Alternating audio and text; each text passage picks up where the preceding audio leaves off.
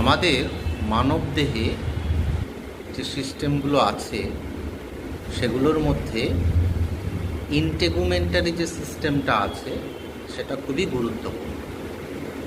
এই ইন্টেগুমেন্টারি সিস্টেমের মধ্যে আমরা মূলত স্কিনকে পাই।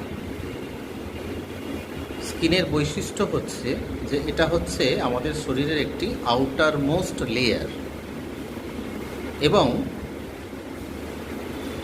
এটা প্রায় শরীরের 15% অধিকার করে আছে, অর্থাৎ এটা লার্জেস্ট একটা অর্গ্যান।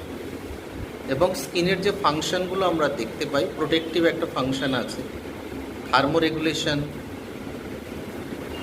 তারপরে হচ্ছে ভিটামিন সিনথেসিস, এক্সক্রিশন, এইসব ফাংশনগুলো আছে এবং এটির 3টে লেয়ারে মোটামুটি বিভক্ত। প্রথমে হচ্ছে এপিডার্মিস, তারপরে হচ্ছে ডার্মিস এবং